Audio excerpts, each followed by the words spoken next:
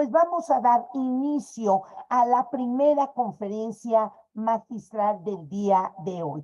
Y para ello tenemos con nosotros a María Antonia Casanova Rodríguez, quien nos hablará del papel del director y del docente frente a una reforma curricular. Ya hace muchos años hemos venido viviendo en todos los países diversas reformas educativas que intentan capturar todo aquello que sea bueno para la reforma de las maneras de aprender dentro de nuestras aulas. Entonces, ella nos va a comentar desde la gran experiencia que tiene en su país, en España, cómo han venido viviendo este proceso y qué recomendaciones nos dan. Ya la doctora María Antonia Casanova sabe un poco de los esfuerzos que hemos venido realizando aquí en México. Déjenme presentarla. La doctora María Antonia Casanova Rodríguez es licenciada en Pedagogía con la especialidad en Educación Especial por la Universidad Complutense de Madrid, con experiencia docente en educación primaria y bachillerato. Dedicó algunos años a la educación en el campo editorial. Inspectora de educación desde 1980, con ejercicio en Barcelona y Murcia. Jefe de gabinete de planes y programas y jefe de servicio de evaluación en el Ministerio de Educación y Ciencia. Pasó a formar parte de la Inspección Central de Educación en el mismo ministerio.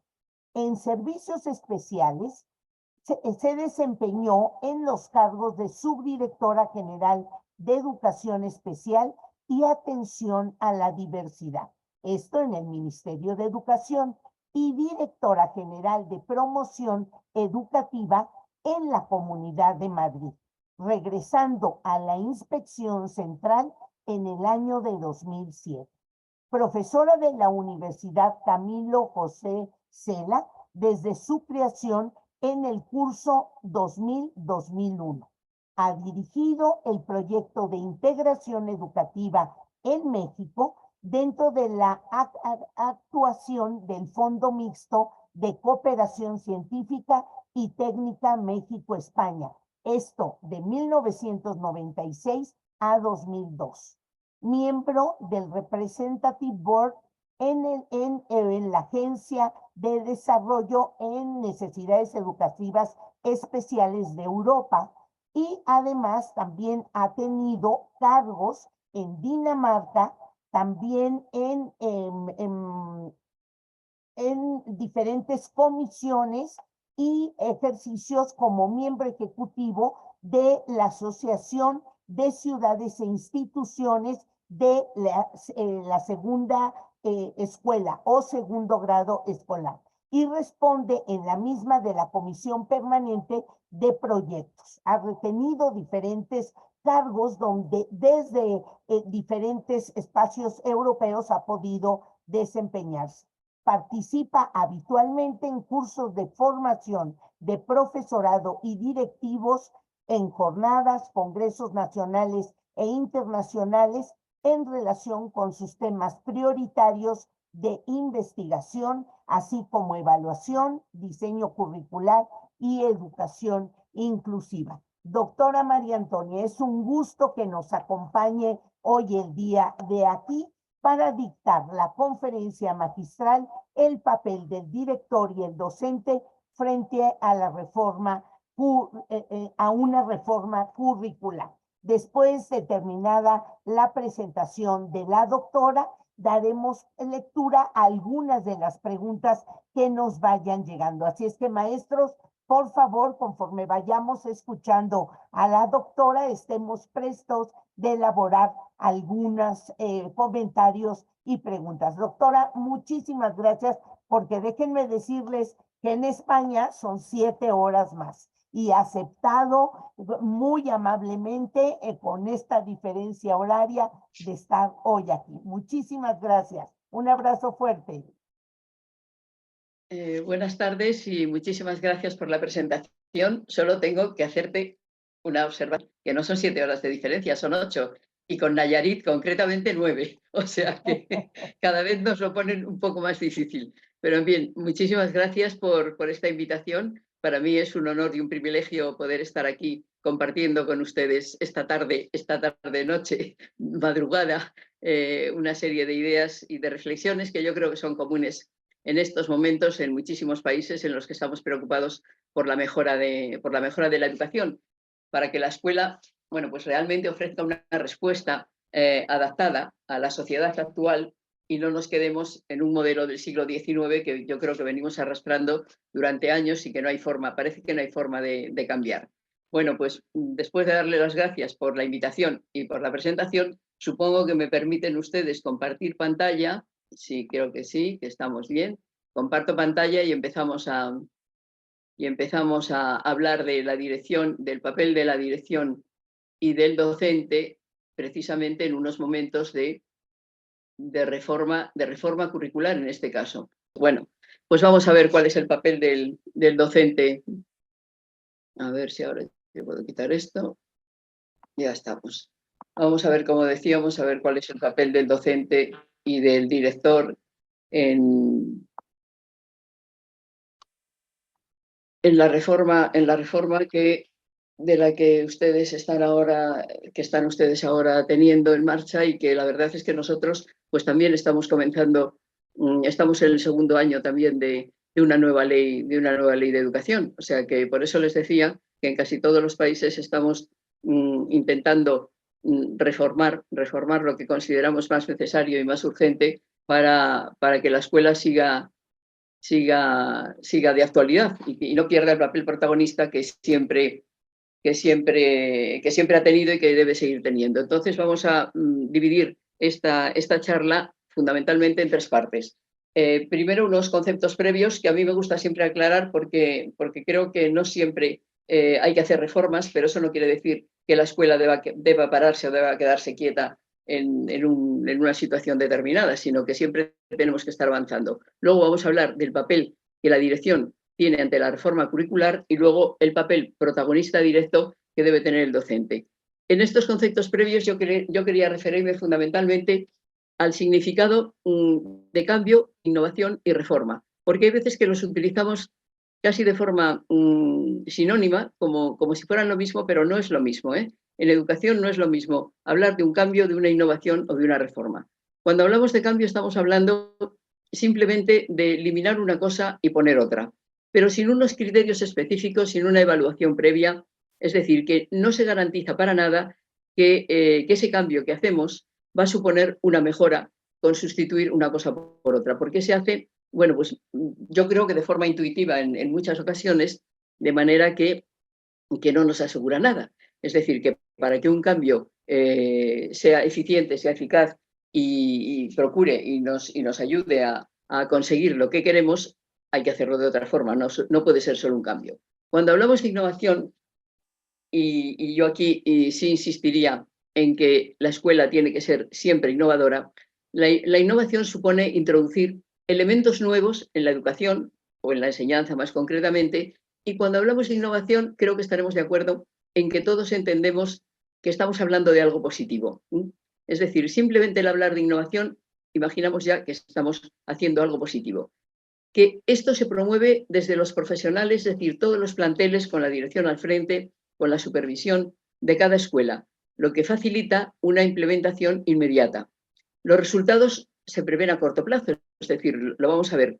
Y evidentemente tiene que partir de una evaluación previa, de una evaluación diagnóstica que nos indique qué son los puntos más importantes en los que debemos innovar, que debemos cambiar algo innovando, y también hay que evaluar parcialmente, digamos que hay que evaluar de forma continuada y con intencionalidad formativa durante el proceso de aplicación de esta innovación, porque digamos que las primeras intenciones, las primeras ideas pueden considerarse como una hipótesis de trabajo que luego hay que confirmarla a través de la aplicación, viendo qué dificultades surgen y qué aspectos positivos también aparecen para reforzarlos.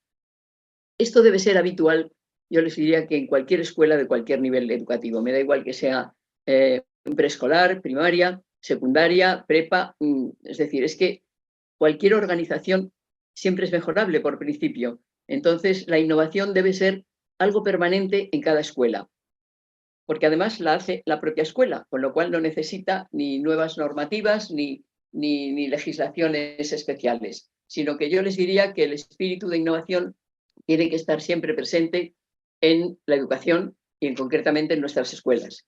Y cuando hablamos de reforma, ya digamos que hablamos de cambios mayores, de situaciones que llevan a cabo cambios estructurales y curriculares del sistema educativo, pero son cambios muy profundos. Se suelen plantear pensando en que sean a largo plazo y evidentemente esto lo pone en marcha las administraciones educativas y afecta a todo el sistema habitualmente en amplios territorios, es decir, en una nación, en un estado en su caso, en nuestro caso serían las comunidades autónomas. Y bueno, esto debería ser a largo plazo. Y ven ustedes que yo les pongo ahí que suele ser infrecuente y pongo una interrogante, no sé si es irónica, porque me parece que tanto en México como en España estamos cambiando demasiado de ley, digamos que con demasiada frecuencia. Y eso tampoco es bueno, porque casi no da tiempo a evaluar lo que estaba ocurriendo con la reforma anterior cuando ya estamos implementando otra nueva. Y me parece que es una mala costumbre no evaluar antes de realizar una reforma, igual que antes de realizar una innovación.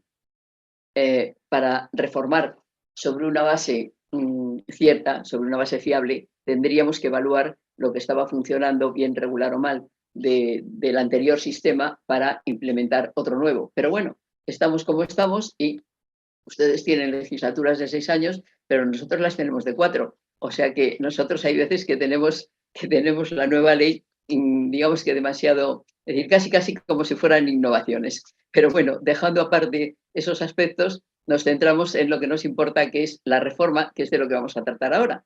Concretamente, reforma curricular.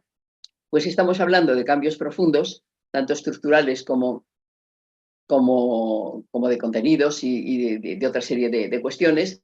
Si hablamos de reforma curricular, estamos refiriéndonos a un cambio estructural, a un cambio profundo del diseño curricular anterior. Se incorporan nuevos conceptos, se modifican, en su caso, los ejes articuladores del sistema. A nosotros en concreto hoy, y a mí me va a interesar especialmente, el eje articulador de interculturalidad crítica y el de inclusión, porque es lo que nos va a afectar sobre todo al modelo de escuela. Se introducen metodologías activas y de cooperación, de colaboración, en su caso.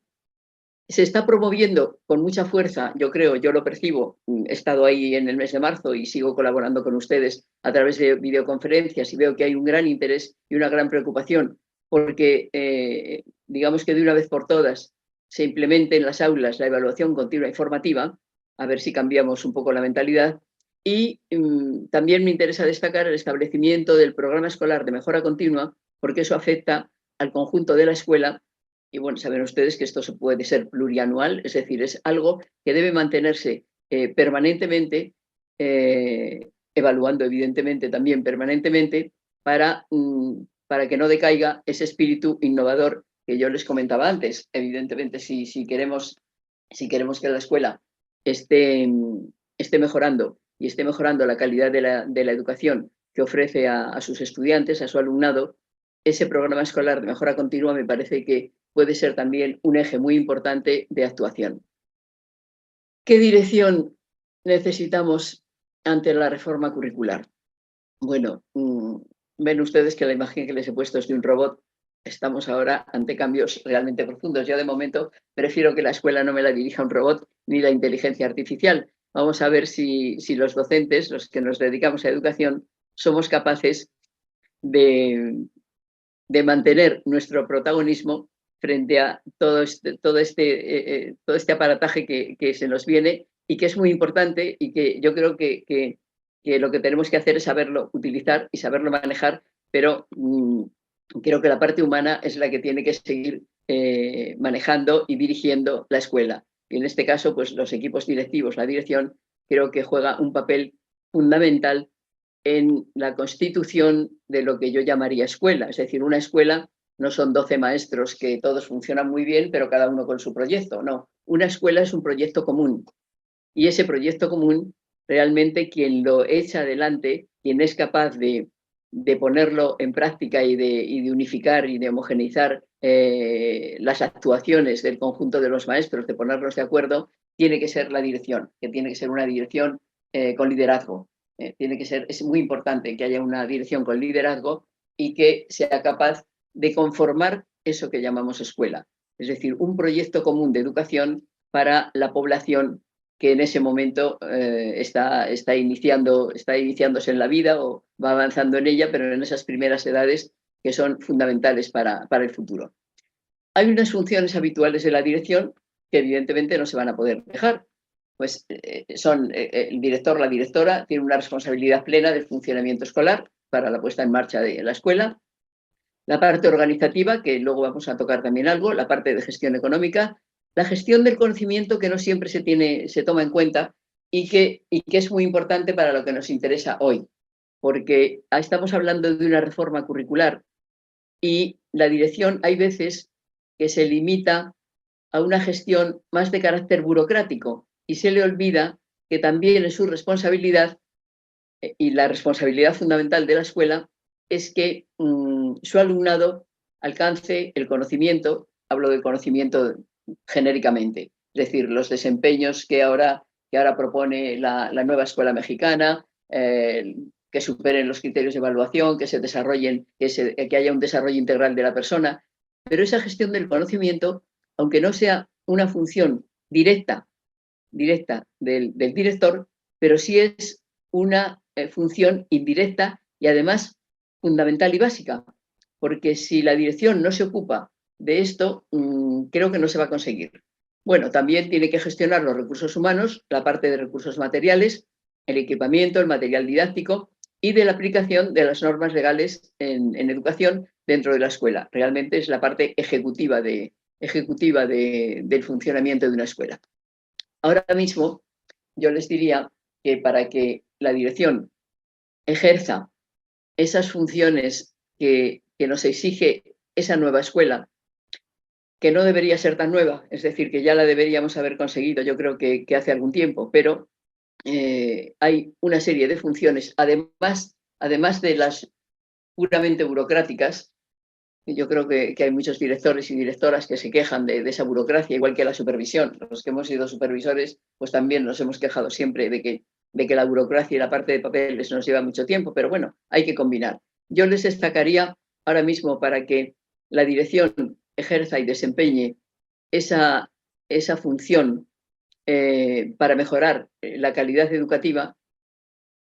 Les he marcado aquí 5 puntos, que es capacitar y estimular a los docentes y a los estudiantes y colaboradores en general para transformar la institución y todo ello que conduzca al mejor aprendizaje y al desarrollo de los estudiantes. Es decir, eso no lo puede perder de vista nunca la dirección.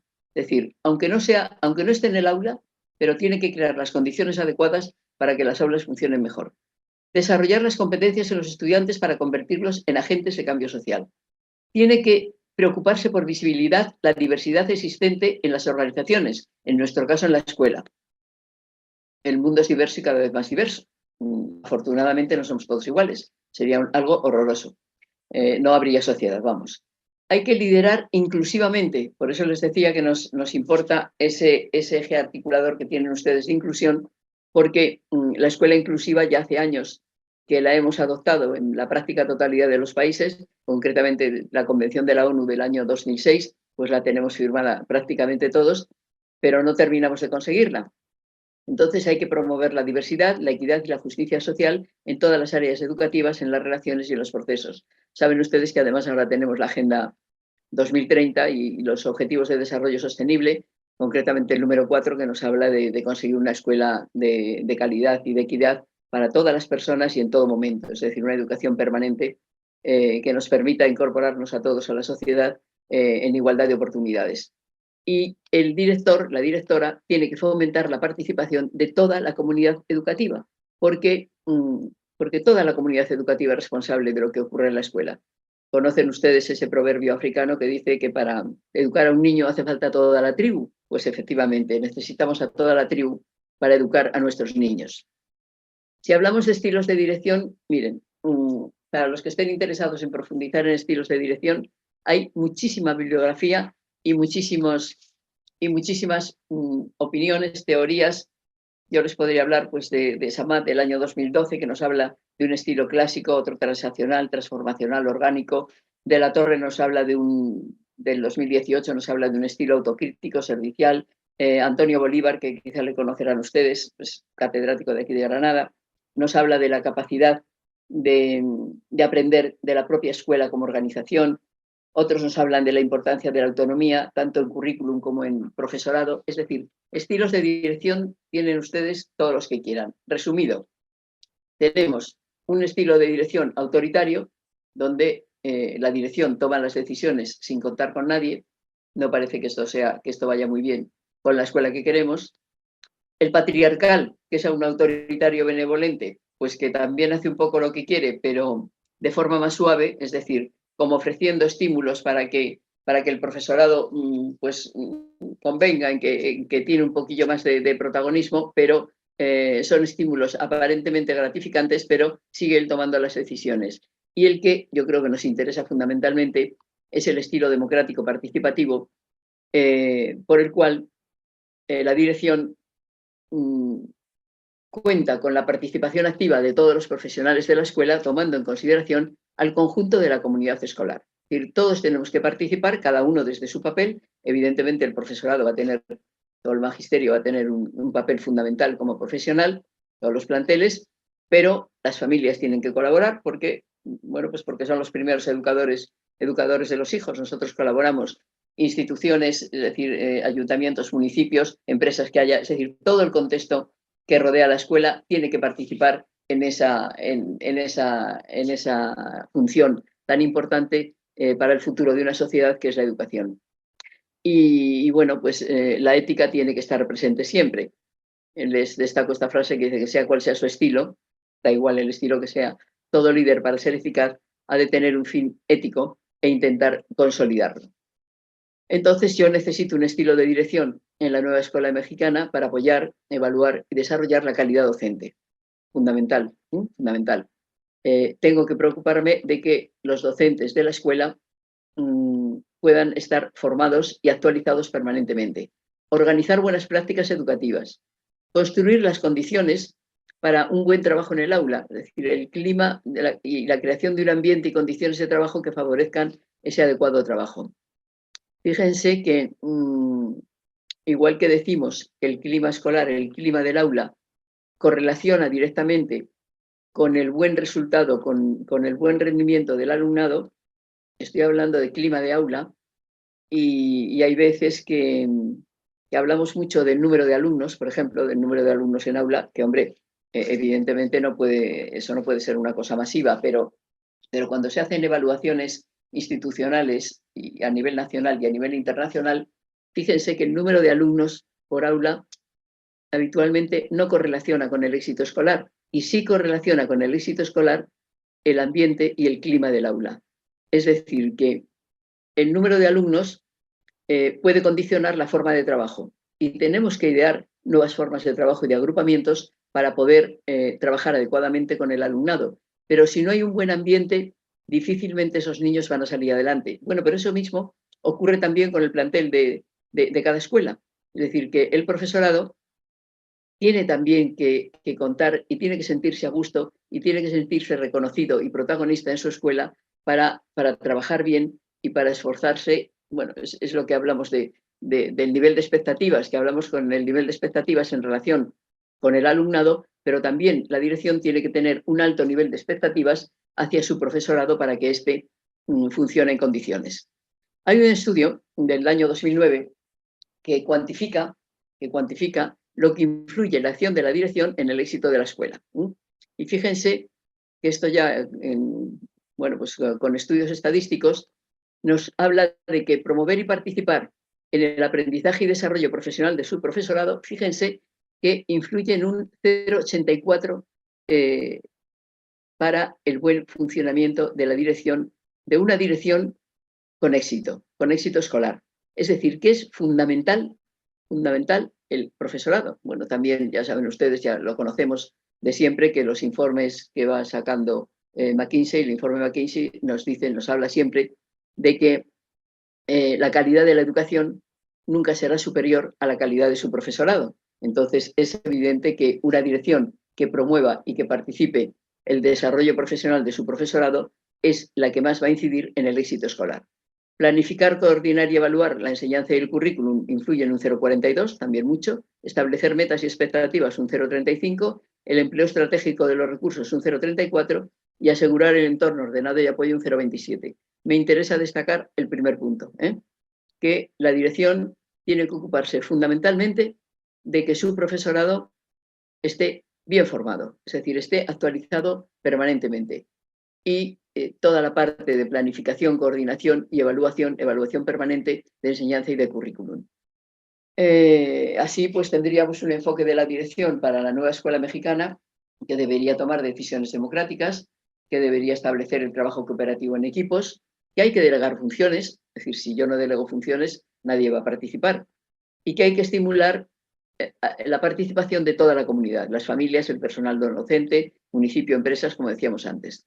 Y evidentemente yo les diría que la evaluación permanente de ese programa escolar de mejora continua que tienen ustedes ahora favorecería mucho y muy bien la creación de esa cultura de evaluación interna de la escuela que generalmente no tenemos. Es decir, que en el mundo anglosajón es muy habitual desde siempre y desde hace muchos años, pero que nosotros en general no tenemos, no hacemos evaluación de la escuela. Hacemos evaluación del aprendizaje de los alumnos. Yo suelo decir, me perdonan, que es que son los únicos que se dejan evaluar, porque no les queda otro remedio, claro, ¿qué van a hacer? Pero toda la responsabilidad de que el sistema funcione o no funcione no es del alumnado. Algo tenemos que decir nosotros, evidentemente, y algo tenemos que ver con la organización de la escuela y algo tiene que ver con la administración, con la normativa que saca, si es coherente o no es coherente con lo que queremos. La dirección algo tiene que ver en el éxito de esos niños y nosotros docentes también algo tenemos que ver con el éxito de esos niños. Los responsables no son los niños únicamente, ni es la legislación. Fíjense que con la misma ley en un país o en un estado, hay escuelas donde el éxito escolar está clarísimo y es evidente y otras escuelas son un desastre para los niños. Entonces, no todo depende ni de la normativa ni de los niños. Es que algo tenemos que decir el resto, ¿no? No podemos mirar para otro lado, no podemos inhibirnos de nuestra responsabilidad. La flexibilidad es un elemento, yo creo que imprescindible. Hablando de estilos democráticos de dirección e inclusivos y con delegación de funciones, tenemos que buscar que los horarios estén coordinados para poder hacer agrupamientos flexibles de los estudiantes dentro del aula y dentro de la escuela, de manera que podamos llevar a cabo actuaciones en gran grupo, en grupos medios, en pequeños grupos, trabajos individuales.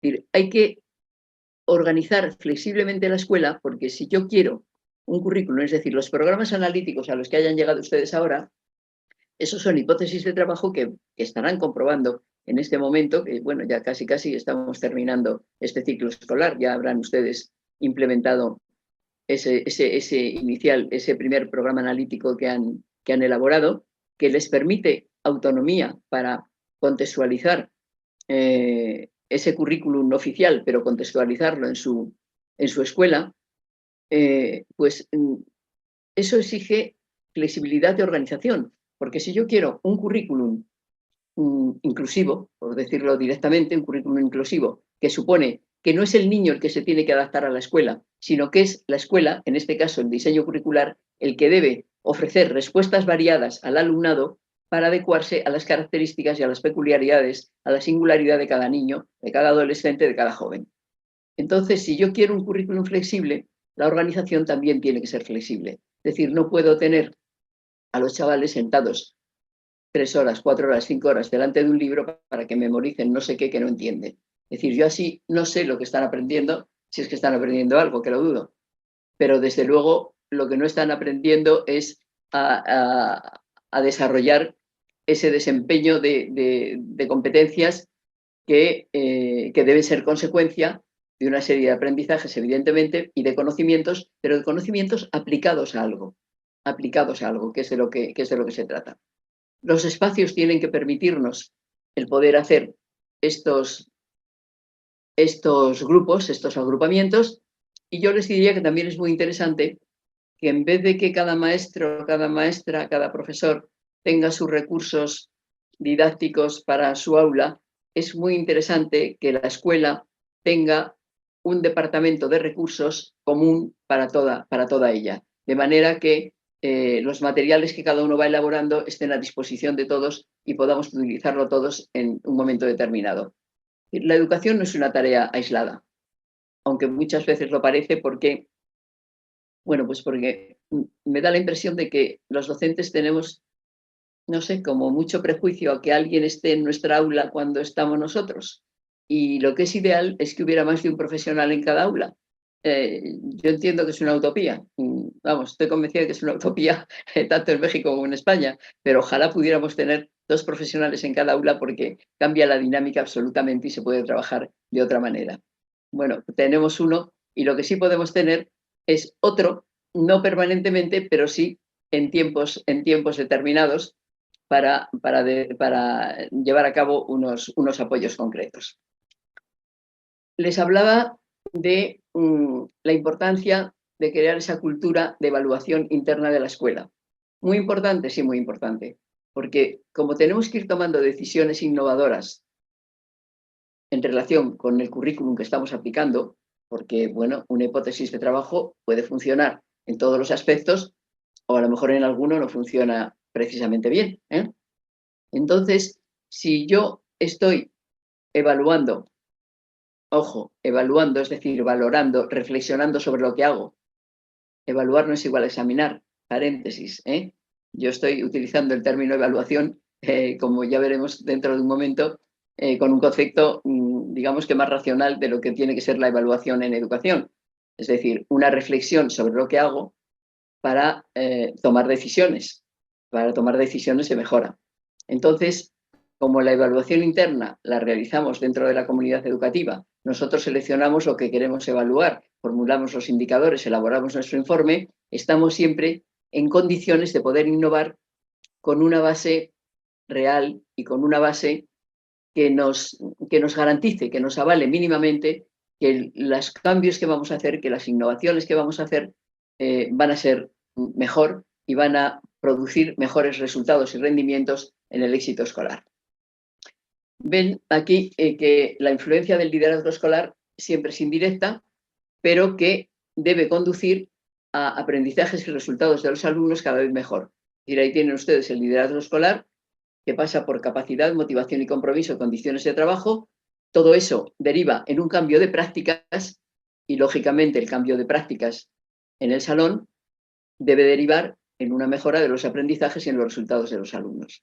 Ahí tienen unos asteriscos, de manera que hay unas influencias que son más fuertes que otras, pero todo liderazgo escolar debe desembocar en los aprendizajes y resultados de los alumnos mejores. Aunque sea indirecto, aunque se vea menos, pero es algo absolutamente fundamental.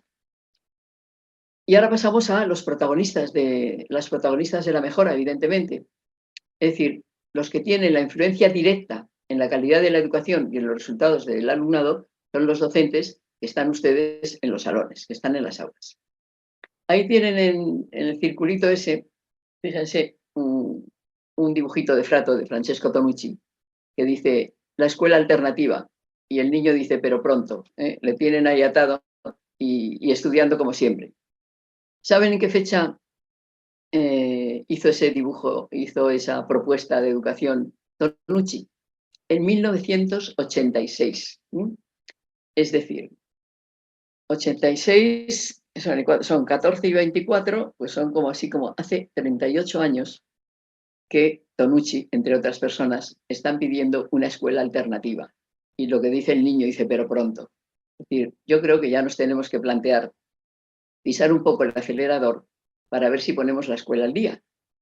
Siempre que hay una reforma, como la que tienen ustedes ahora de la nueva escuela mexicana, hay que aprovechar para para ir hacia adelante. Hay que aprovechar todo lo mejor que tenga. Oiga, las reformas no son todas perfectas, pero tenemos que aprovechar todo lo que traigan de positivo y lo que nos permita avanzar para que esa escuela, evidentemente, se ponga al día y no se nos quede atrás, porque si nosotros nos quedamos atrás, es decir, si la escuela y los docentes se quedan atrás, nuestro sitio lo van a ocupar otros. De hecho, lo ocupan otros. Cuando la escuela no cumple sus funciones, ustedes saben muy bien que el sitio de la escuela, el lugar de la escuela, lo ocupan otros que a lo mejor no deberían ocuparlos. Y ahora, pues con los robots y la inteligencia artificial y todas estas cosas que nos están contando, que las tenemos ya, que las tenemos ya encima, pues bueno, a mí no me gustaría que nosotros perdiéramos ese papel protagonista. Espero. Me voy a centrar en dos elementos del currículum que me parece que son fundamentales para esa actualización de la escuela, que es fundamental. Y que yo vengo defendiendo hace muchos años. Y es que creo que en la escuela, en el aula, no cambie la metodología y no cambie la evaluación, en la escuela no cambia nada. En la escuela no cambia nada. Porque, por una parte, la evaluación condiciona todo lo que hagamos. Es decir, al final, a los niños y a las familias y a la sociedad y hasta a nosotros docentes, al final nos importa que el niño apruebe. No sé si que el niño aprenda, pero los niños, como lo intuyen, como lo saben, aprenden a probar, no aprenden a aprender. Con lo cual, la evaluación está condicionando todo lo que hacemos. Es decir, si estamos estudiando para probar, sin preocuparnos de que realmente aprendan, pues mal camino llevamos. Pero claro, para que esa evaluación sea continua, sea formativa y se pueda llevar a cabo de otra manera, que no sea con un examen, con una prueba escrita y puntual, tiene que cambiar la metodología, porque si no, yo no voy a poder evaluar muchísimos aspectos que son fundamentales para la educación y para la formación integral de la persona. Es decir, yo tengo que implementar unas estrategias metodológicas que me permitan alcanzar esos propósitos que ahora necesita la sociedad actual y que nos lo está exigiendo. Y yo les destacaba la interculturalidad y la inclusión y, evidentemente, una educación cooperativa, no competitiva. Una cosa son las competencias, es decir, las capacidades desarrolladas, y otra cosa es la competitividad, que ya bastante la estimula a la sociedad, como para que nosotros también la estimulemos desde la escuela. Vamos a ver estas estrategias metodológicas que realmente son el camino para llegar a esos propósitos. Piensen que, creo que están ustedes todos convencidos, que aprendemos con lo que hacemos, no solo con lo que nos dicen. Si solo nos lo dicen o solo lo leemos en un libro y nos limitamos a repetir lo que dice el libro aunque no entendamos nada, creo que no estamos aprendiendo nada. Y si me permiten la reiteración, pues no solo se aprende lo que se aprende, sino que lo más importante es aprender cómo se aprende. Y eso es lo que tiene que aprender el niño, el método de aprender, la forma de aprender, porque eso le va a permitir hacer transferencia de esa metodología de aprendizaje, de ese camino que él recorre para aprender, le permitirá al niño transferirlo a situaciones nuevas, no solo en la escuela, sino fuera de la escuela. Cuando se incorpore a un trabajo, sabrá cómo aprender, porque ha conocido, ha reflexionado y ha practicado diferentes caminos para llegar a una meta que se proponía. Entonces, ese camino metodológico, bueno, camino, les pongo ahí en plural, caminos, por los que se llega a la meta, esas son las estrategias metodológicas. Hablo de caminos porque como cada persona es diferente, es decir, hablamos de niños diferentes, pero es que todos los niños son diferentes, igual que todas las personas adultas somos diferentes, afortunadamente, porque de eso así nos podemos enriquecer unos con otros, cada uno tenemos talentos distintos y podemos aportar a la sociedad esos talentos y conformar una sociedad que funcione. Pero entonces esos diferentes caminos son los que establecen las estrategias y nos permiten respuestas flexibles de la escuela a esa diversidad personal del alumnado que tengamos en ese momento. Si todos tienen que hacer lo mismo de la misma manera y en el mismo tiempo, que es una clase habitual, es decir, todas las mesas mirando al maestro, si yo entro en una clase tradicional, pues ya sé lo que van a hacer los críos, o escuchar al maestro o a la maestra lo que les dice, o leer un libro, es decir, eso es muy poco activo. A mí no me permite eso evaluar si el alumno está alcanzando toda una serie de desempeños, porque como no desempeña nada, es decir, si no hace nada, pues por ahí había una anécdota de un buen autor francés que llega a la niña a su casa y le dice a su mamá, ¿qué has hecho en la escuela? Dice, hoy no he hecho nada. Dice, ¿cómo que no has hecho nada? Dice, no, todo lo ha hecho la maestra. Ha estado hablando toda la mañana y nosotros escuchando. Es decir, la niña va a su casa con la sensación, no con la sensación, con la realidad de que no ha hecho nada. Esto me supone, es decir, el utilizar estrategias metodológicas diversificadas me supone la innovación permanente. Y yo les digo, no hacen falta nuevas leyes ni nueva normativa. Es decir, la innovación está admitida de forma general y de forma permanente y de siempre desde todos los tiempos en la escuela. La escuela tiene que estar al día y para eso necesita estar innovando. Y eso responde, yo creo que de forma positiva a las expectativas que tiene ahora la nueva escuela mexicana. Yo les ponía aquí un ejemplo, este también es Tonucci.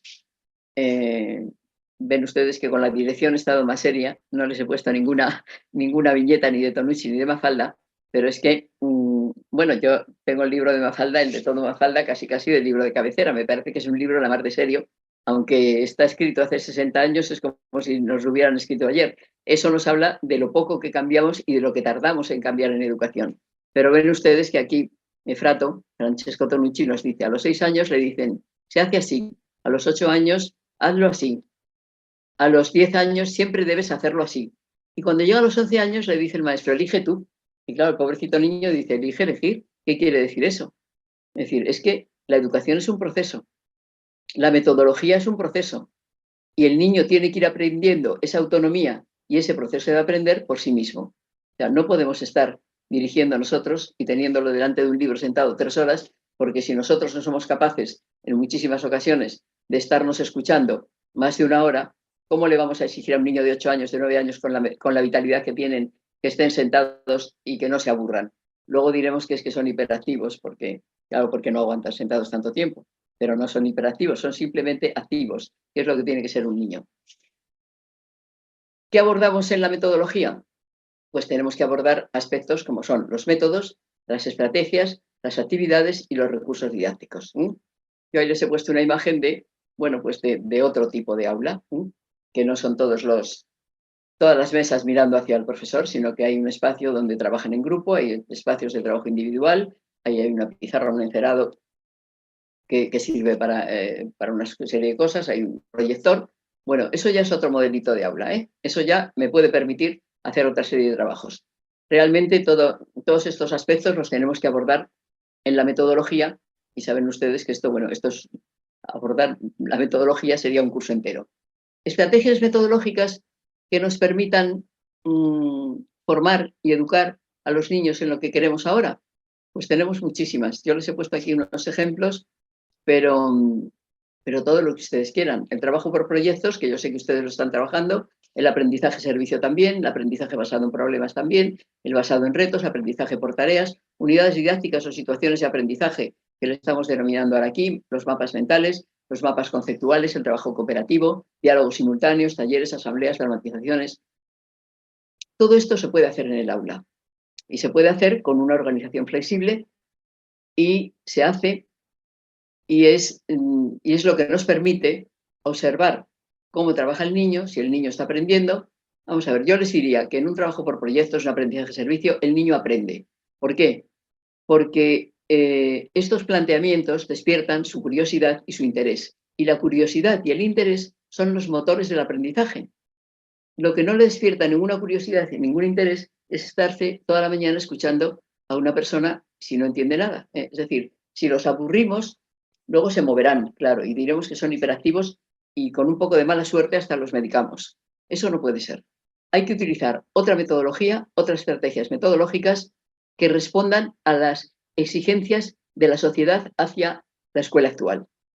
Y si tienen ustedes la tecnología adecuada, pues entonces ya se multiplican, ni se sabe por cuánto las posibilidades de aplicar otra serie de estrategias. pizarras interactivas, aulas físicas inteligentes, paredes digitales, aprendizaje electrónico móvil, videoaprendizaje, la gamificación, la competición, el ágora, la aula invertida, y podemos seguir, ¿eh? Y podemos seguir. Porque cada día van apareciendo nuevas estrategias y nuevas tecnologías. Entonces, yo creo que si disponemos de todo esto, vamos a irlo utilizando, no les digo toda la vez, pero paulatinamente podemos empezar a hacerlo ya. Y yo espero que ustedes hayan comenzado ya en este ciclo escolar a cambiar esas metodologías para ir respondiendo a eso que nuestros niños y nuestros jóvenes nos están pidiendo y que la sociedad también está pidiendo a la escuela. Pero claro, vamos a ver, lo que un niño aprende en un método de proyectos o en un aprendizaje servicio, ¿ustedes creen que se puede evaluar en un examen? Yo creo que no tiene nada que ver. Es decir, que es absolutamente, sería absolutamente incoherente, ¿no? Que después de todo un proyecto de aprendizaje-servicio les pusiéramos un examen. Es decir, eso hay que irlo evaluando sobre la marcha, ¿no? Sobre la marcha. Y en el método de proyectos igual, hay que observar, hay que ir tomando notas, tenemos técnicas de observación, entrevista, lo que ustedes quieran, encuesta, cuestionarios, listas de cotejo, listas de control, como ustedes lo quieran llamar, escalas de valoración, rúbricas, lo que ustedes quieran. Pero eso hay que evaluarlo de forma continuada, porque si no es algo absolutamente incoherente. Le pasa a Manolito, ahora pasamos a Mafalda, ¿eh? Ya hemos cambiado de frato a Mafalda. Pasamos a Manolito, ustedes bien, dice la maestra, y el que no haya entendido que levante la mano. Pobre Manolito siempre le toca levantar la mano. Y vemos, Manolito, que es lo que no has entendido. Dice, desde marzo hasta ahora, nada. Es decir, es que, ¿qué ha hecho la maestra durante todo ese tiempo? Que no se ha enterado de que Manolito no aprendía nada. Es que es responsabilidad nuestra, ¿no? O sea, no podemos mirar para otro lado, sino que tenemos que ser mínimamente coherentes entre lo que queremos, lo que decimos y lo que hacemos. Me parece que es fundamental. Y la evaluación nos tiene que servir también para aprender. Es decir, la evaluación no es algo al margen del currículum, sino que tiene que estar incorporada al currículum desde el principio en que comenzamos cualquier proceso de enseñanza y cualquier proceso de aprendizaje, que es de lo que se trata con los niños. Evaluar no es igual a examinar. ¿Qué es evaluar? Desde mi punto de vista, es un proceso de obtención sistemática de datos, de información, que nos ofrece datos continuos acerca del modo en que se produce el proceso de enseñanza y el proceso de aprendizaje, que es el que más nos interesa, pero que van unidos. Nos permite valorar lo conseguido. Ahí estoy evaluando, ¿eh? Cuando valoramos lo conseguido, y en consecuencia yo puedo tomar medidas para ajustar, pues para superar, ajustar actividades para mejorar las opciones que estamos ofreciendo. De manera que el alumno, si tiene una dificultad, la pueda superar, no dentro de 2 meses, cuando yo le haga un examen y ya no haya remedio, sino sobre la marcha. Según estamos enseñando y aprendiendo, surge una dificultad, pues se organiza, se ve qué es lo que está ocurriendo, se organiza otro tipo de actividad y se supera esa dificultad y se sigue aprendiendo. Y para reforzar también todo lo positivo del proceso. Piensen que cuando surge una dificultad, ahí es el momento de superar esa dificultad. Si esperamos a que pasen 2 meses en su caso, cuando dan la información para las familias, en nuestro caso 3 meses, ¿qué hacemos cuando ya en 3 meses le pasa lo que a Manolito, que desde marzo hasta ahora nada? Pues que en los 2 meses siguientes, ¿qué pretendemos? Que el niño que ha tenido dificultades de aprendizaje, en el próximo mes o en los próximos 2 meses tiene que aprender todo lo que no ha aprendido en los 2 meses anteriores, más todo lo nuevo. Pues es absurdo pensarlo, ¿no? Es decir, eso se va convirtiendo en una bola de nieve que cada vez es mayor y el niño cada vez tiene mayores dificultades, con lo cual desconecta absolutamente de la escuela y luego nos extraña que no quiera venir a la escuela. Pero no, es que lo lógico es que no quiera venir y que no venga. Lo que pasa es que no le dejamos no venir, porque es enseñanza obligatoria, afortunadamente, ¿eh? Yo no es que no esté de acuerdo en que la educación no tiene que ser obligatoria, pero hombre, tendríamos que procurar que el niño la disfrute, no que la sufra. Por eso se propone un modelo y se propone con mucha fuerza de evaluación formativa. ¿Es nueva la evaluación formativa? No. Yo creo que la teoría nos la sabemos todos. En España, en la Ley General de Educación del año 70, de 1970, es decir, hace 54 años, ya se implementaba la evaluación continua y formativa. Y ustedes también la tienen implantada legalmente en su sistema. ¿Qué es lo que nos falta? Pues miren, implementarla en el aula, porque yo creo que la teoría la conocemos. Simplemente hay que dar ese salto, hay que saltar esa brecha que hay entre la teoría y la práctica. De lo que se trata es de aplicarla, porque si no, a los niños no les llega nunca. Es decir, la evaluación formativa no evalúa resultados, evalúa procesos. La sumativa es la que evalúa resultados, pero resultados cuando ya no tienen remedio, ¿eh? Es decir, cuando ya llegamos a un final de la educación obligatoria y hay que dar una titulación o no hay que darla. La sumativa siempre es final, pero cuidado, la evaluación final no siempre tiene por qué ser sumativa. Es decir, yo puedo hacer una evaluación final cuando termino un proyecto de trabajo o un aprendizaje-servicio, pero esa evaluación final no quiere decir que yo la utilice con carácter sumativo, sino que yo la voy a utilizar para hacer retroalimentación, tanto para mi forma de enseñar como para los aprendizajes de los niños, para mejorarlos, con lo cual puede ser una evaluación final, pero de carácter formativo, porque me sirve como evaluación inicial, evaluación diagnóstica para la enseñanza, para el proyecto siguiente que yo vaya a comenzar. Entonces, yo creo que tenemos que evaluar procesos de manera que yo voy obteniendo datos permanentemente según van trabajando los alumnos y las alumnas dentro del aula, voy obteniendo datos, voy observando, los voy anotando, veo qué dificultades hay, veo qué talentos específicos tiene cada niño, voy reforzando los puntos fuertes y voy superando las disfunciones que se produzcan. Eso es lo que me permite no solo mejorar los procesos, sino que lo lógico, como les pongo ahí al final, es que si mejoran los procesos, tienen que mejorar los resultados. Sería absurdo que no mejoraran los resultados.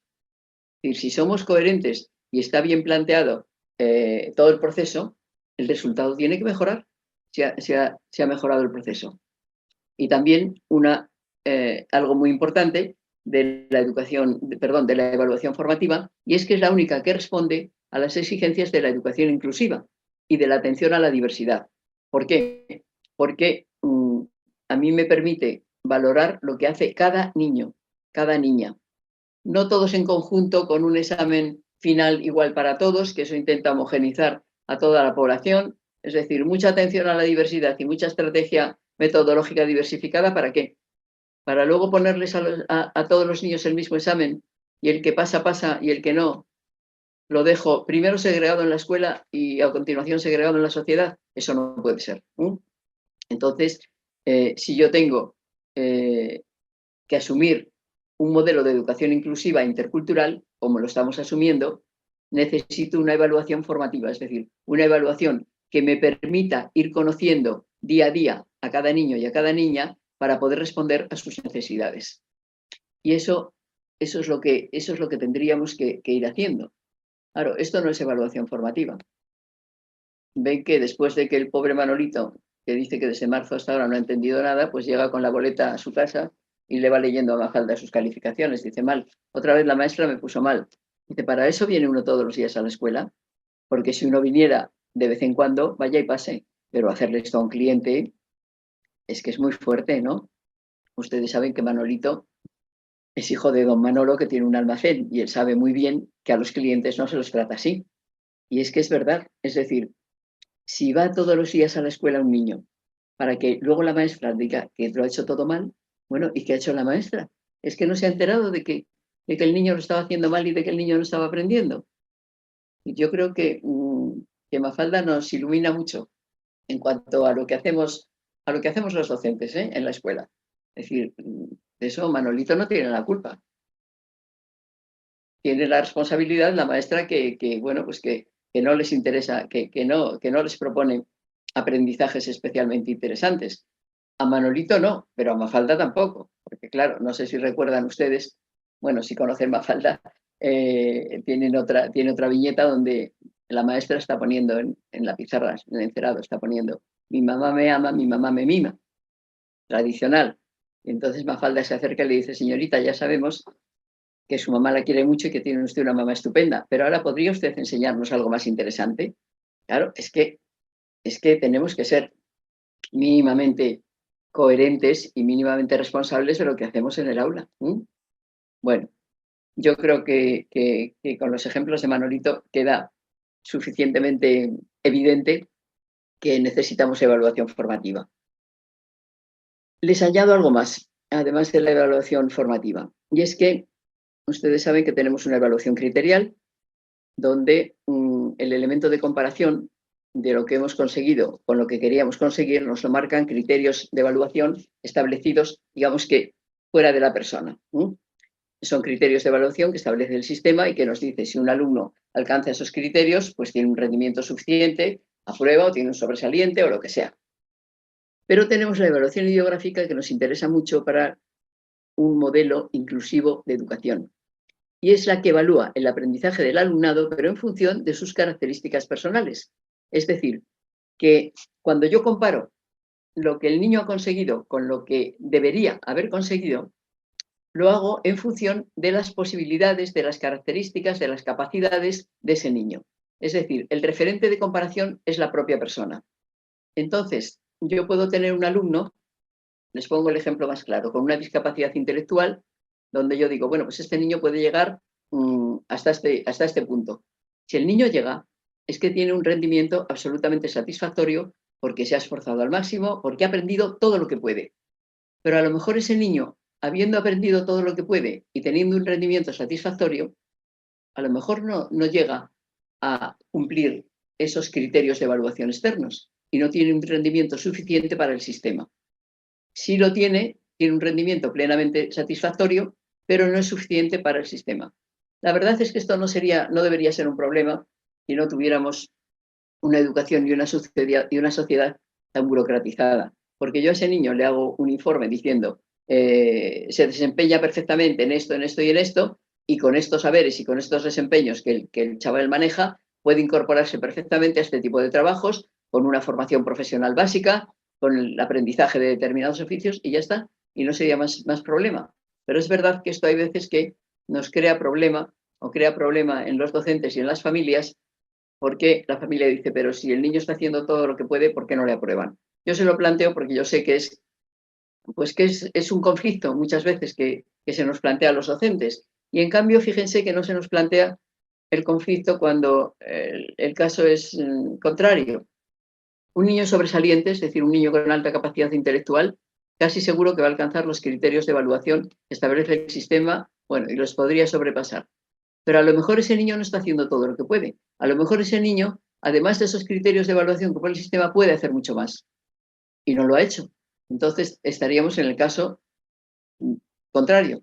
Es que el niño tiene rendimiento suficiente en función de lo que establece el sistema, pero no tiene un rendimiento satisfactorio porque no se ha esforzado todo lo que ha podido o no le hemos planteado que lo haga. Esto es un añadido a la evaluación formativa porque me parece que es muy importante para que el sistema tenga éxito con todo el alumnado y no se deje a ningún alumnado atrás. Si les hablo del informe de evaluación, de la boleta que ustedes pasen a las familias, pues les estoy diciendo lo que yo quisiera que a mí me dijera la evaluación. Y es que fuera una información pues, clara, concreta, amplia, es decir, descriptiva, que me dijera con palabras cómo están educando a mi hijo, cuáles son sus talentos, qué es lo que mejor aprende, dónde necesita refuerzo, de manera que se dé posibilidad a la familia de colaborar con la escuela en la educación de sus hijos. Tiene que valorar todos los desempeños en las competencias que haya adquirido y todo tipo de aprendizajes, los conceptos, los procedimientos, las actitudes. Es decir, tenemos que evaluar todo, porque lo que no se evalúa, creo que estarán ustedes de acuerdo conmigo en que lo que no se evalúa desaparece del sistema. Si ustedes no evalúan actitudes, ya no van a tener en cuenta para nada las actitudes. Les voy a poner otro ejemplo muy clarito, que no son actitudes, pueden ser conocimientos y procedimientos. ¿Evalúan ustedes la comunicación oral? ¿Se trabaja la comunicación oral de forma sistemática en la escuela? Yo creo que no. Y es que como estamos con la manía de evaluar con el examen y el examen es escrito, ahí sí que estaremos de acuerdo, que con un examen escrito no se evalúa la comunicación oral, hay que evaluar de otra manera. Hay que evaluar de forma continuada y hay que evaluar las exposiciones que hagan los niños, coloquios, organizar debates para ver cómo se expresan, para que se expresen correctamente. Y ahora en el método de proyectos, un punto y un momento muy importante es la puesta en común final, donde cada equipo tiene que exponer lo que ha hecho y lo que ha conseguido. Entonces, vamos a ver si conseguimos una evaluación que realmente nos lleve a conseguir esa escuela nueva. Bueno, esto ya es de Tonucci del año 2019. Esto es otra escuela, ¿verdad? No digo yo que vayamos a tener tantos arbolitos y que sea tan bonita, pero bueno, esto ya tiene otro aspecto mejor. Tiene un aspecto más agradable, creo yo. Vamos a ver si lo conseguimos, yo creo que sí. Que si los docentes que están ustedes ahora al frente de grupos en los salones, si los directivos, si la supervisión, es decir, si todo lo que es comunidad educativa ponemos un poco de nuestra parte, yo creo que sí que vamos a conseguir esa escuela nueva. Yo les dejo en el PowerPoint toda una serie de páginas web que tienen donde tienen ustedes muchísima información. En el INTEC, que es el Instituto Nacional de Tecnología de la Educación y Formación del Profesorado de aquí de España, tienen ustedes cursos abiertos, tienen lo que llamamos educharlas, me parece que tengo por aquí una, sí, educharlas que están abiertas, que pueden ustedes entrar y consultar lo que quieran. Es decir, yo creo que en cualquiera de estas páginas tienen ustedes muchísima información que es abierta, que es gratuita y que siempre nos viene bien tener al alcance de la mano otra serie de prácticas bueno, en educación no tenemos recetas, es decir, no es automático el paso de una escuela a otra ni de un país a otro, pero sí nos pueden dar ideas que podemos aprovechar. Dos obras de interés, yo creo, para dirección, pues tienen ustedes la de Antonio Bolívar, está en una dirección escolar con capacidad de liderazgo pedagógico, aunque como les he dicho, tienen ustedes muchísima bibliografía de todo, y el arte de liderar de Manuel Álvarez, que es profesor de aquí, de la Complutense. Y aquí tienen ustedes algunas obras mías, pero se las pongo sobre todo porque saben, y algunos no lo sabrán porque ya tiene muchos años, pero el libro de la evaluación educativa está publicado por la SEP en México, en las dos colecciones que son los dos libros que están abajo. Y la educación que viene también la tienen ustedes publicada en Colima, en la editorial Puerta Abierta, o sea que esos tres de abajo los tienen ustedes muy a mano. Y en los de arriba les destaco para la parte de metodología, el que ven más a la derecha, educación inclusiva en las aulas. Los otros son todos de evaluación. Pero en educación inclusiva en las aulas tienen un amplísimo apartado sobre metodología. Y como dice Walt Disney, que la mejor manera de empezar es dejar de hablar y comenzar a actuar, pues yo ya me callo. Les agradezco muchísimo su atención y si quieren que sigamos en comunicación, pues ahora la verdad es que en las redes estamos todos comunicados permanentemente si ustedes utilizan las redes. Así que muchísimas gracias por su atención y ahora espero a ver que me cuenten si hay por ahí alguna pregunta y algo que podamos aclarar, pues lo haremos con mucho gusto. Muchísimas gracias.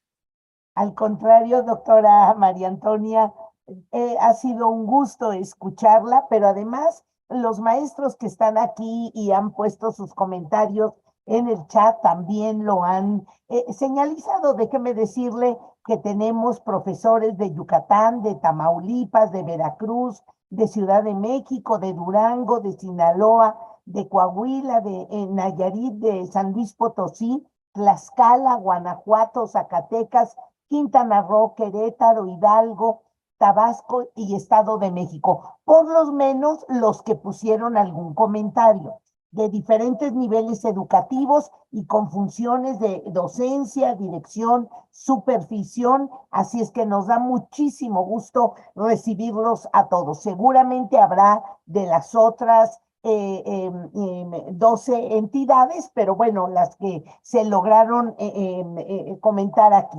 Y además tenemos muchos agradecimientos, doctora María Antonia, felicitaciones por lo comentado y muchas observaciones de parte de los maestros. Quiero agradecer a Anita Rodríguez, a Isabel Miranda, a Ana Lourdes, al maestro Luis Alberto, quienes han hecho un énfasis muy especial de a veces las contradicciones del propio sistema.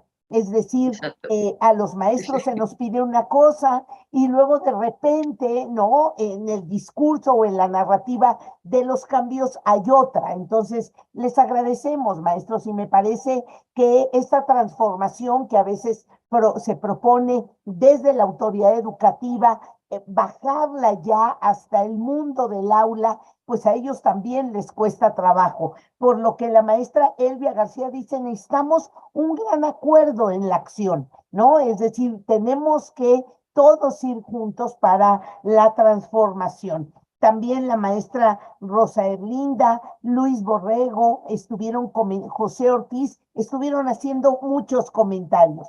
Pero quisiera, doctora, pues he seleccionado 2 preguntas entre muchos comentarios que han hecho los profesores y las profesoras.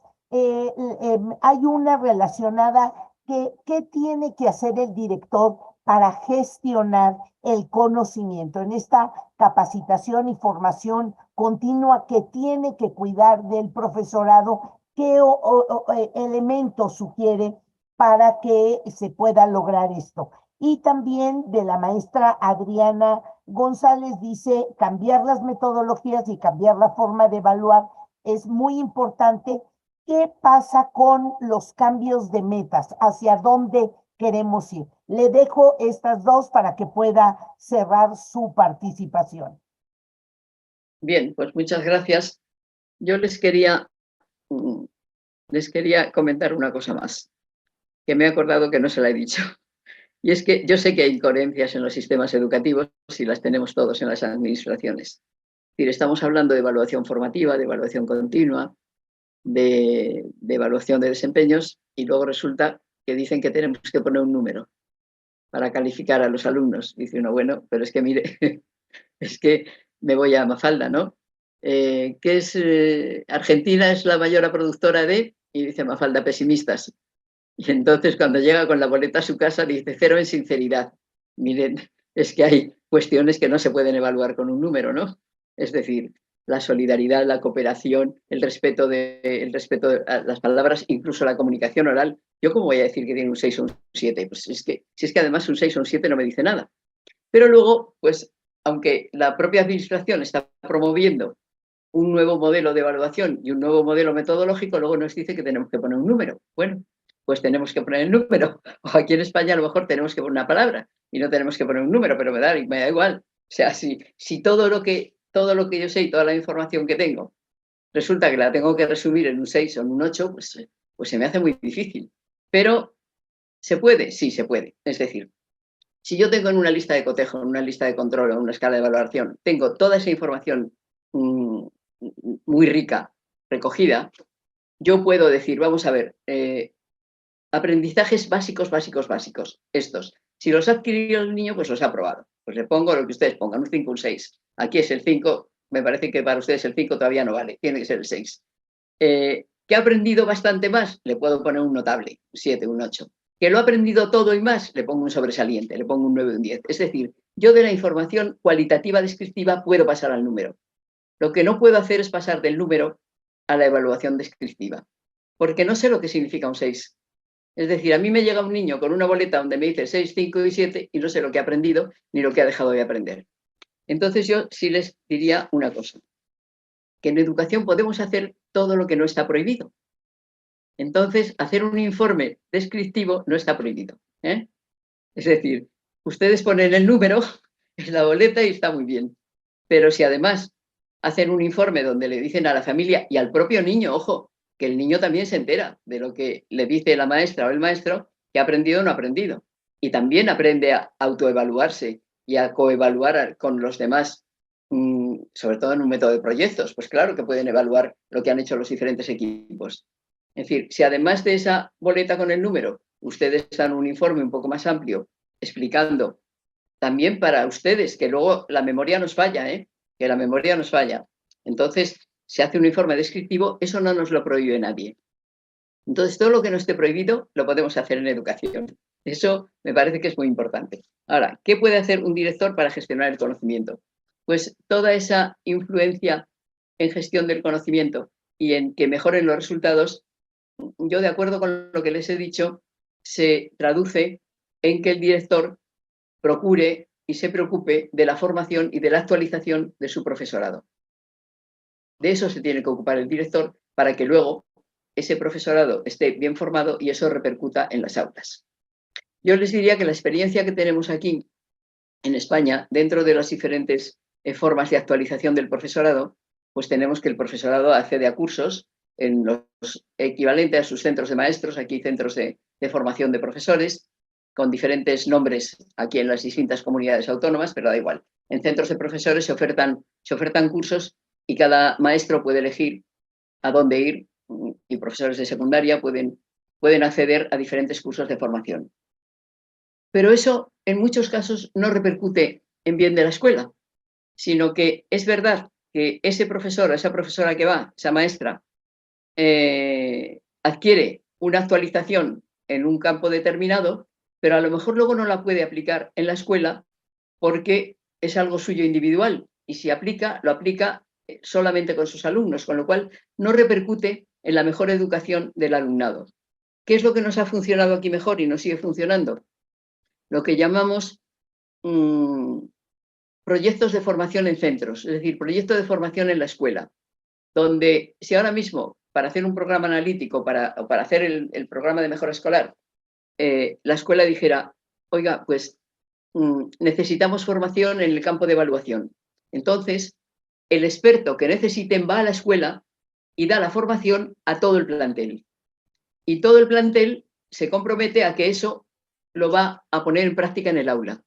Eso sí repercute en la mejora de la escuela. Y eso lo puede organizar la dirección. Bueno, no sé si ustedes tienen capacidad o el director tiene capacidad para poder organizar este tipo de cuestiones, pero yo creo que sí, que un director o una directora puede acercarse a un centro de maestros o hablar con un experto, y además ahora mismo que tenemos todos estos medios, que puede ser hasta por videoconferencia. Es decir, que puede ser una escuela de Tlaxcala y puede estar recibiendo la formación de Guanajuato, simplemente por una videoconferencia. O sea que ahora tenemos, yo creo que muchos medios, porque, porque la tecnología nos lo facilita. Entonces yo sí les diría que yo tendería a que, o yo les diría que lo mejor que puede hacer el director, la directora, para que su profesorado esté bien formado y esté actualizado, y que además eso repercuta en el éxito de sus alumnos, es que se organice la formación en el plantel. En los tiempos que ustedes dispongan, pues a lo mejor en unos consejos técnicos escolares, es decir, en los tiempos que ustedes puedan disponer. Es que no es igual el sistema de ustedes que el sistema nuestro de horarios en España. Por eso no me atrevo a decirles cuándo y cómo, porque aquí en España un maestro solo puede estar en una escuela, tiene 35 horas a la semana de trabajo, pero solamente como máximo 25 frente al grupo, con lo cual le quedan 10 horas a cada maestro para otro tipo de actividades o de actuaciones, que pueden ser tutorías, que puede ser recibir a las familias, que puede ser preparar sus clases. Es decir, que tenemos diferente estructura del sistema, pero yo creo que sí.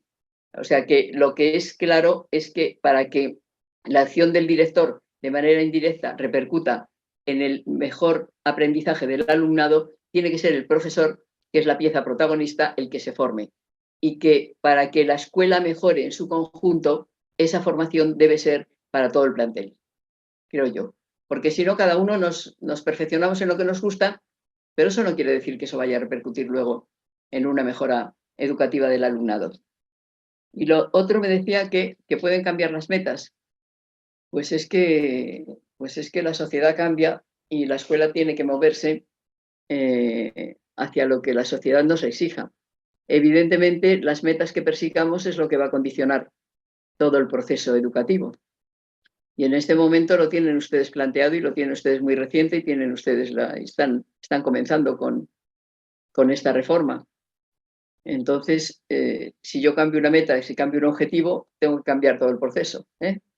Tengo que cambiar todo el proceso, que es lo que está ocurriendo, que al cambiar unas metas y el exigir la sociedad, pues ustedes saben que ahora las empresas, que me da igual que sea una fábrica de coches, que no sé qué, están contratando psicólogos para que haya un buen clima de trabajo en la empresa. Es decir, es que el trabajo cooperativo, ahora una sola persona, un solo profesional no puede llevar adelante un trabajo en una empresa, porque es muy complejo. Es decir, es complejísimo y se necesita de un trabajo colaborativo de profesionales de diferentes especialidades para sacar un trabajo adelante. Entonces, eso cambia totalmente el planteamiento de lo que tiene que hacer la escuela, que no es tanto, vamos, sí es tanto, es un trabajo de educación individual, pero también un trabajo de educación en equipo, porque los chavales tienen que aprender a colaborar, a cooperar, porque luego van a llegar a un lugar de trabajo donde se les va a exigir eso. sin lugar a dudas. Es decir, un trabajo individual no va a servir. Entonces, es que es verdad que las metas van cambiando, la sociedad va cambiando y tenemos que ir ajustando la realidad de la escuela. Yo por eso les decía que lo que es fundamental es no esperar a que haya grandes reformas, sino que la escuela tenga un espíritu de innovación permanente donde vaya ajustando la realidad de la escuela a la realidad de su contexto. Así que esperemos que así, bueno, pues vayamos actualizando la escuela para responder a lo que nos está pidiendo la sociedad. Pues esa, doctora, ha sido la pretensión de este espacio. Usted nos ha comentado desde el liderazgo del director y la participación y actuación del docente, cómo enfrentar una reforma. Efectivamente, el mundo estamos en cambio y no podemos quedarnos igual con los modelos económicos, sociales, de salud y, por supuesto, tampoco el educativo. A nombre de todas las organizaciones convocantes, así como de los maestros, las maestras que hoy nos acompañan, queremos entregar este reconocimiento, doctora María Antonia, esto que hace patente de verdad nuestro agradecimiento, por lo que otorgamos este reconocimiento a María Antonia Casanova Rodríguez por su participación en este cuarto Foro Nacional de Visibilización de Buenas Prácticas ante los desafíos de la nueva escuela mexicana, y dictando la conferencia el papel del director y del docente frente a una reforma curricular.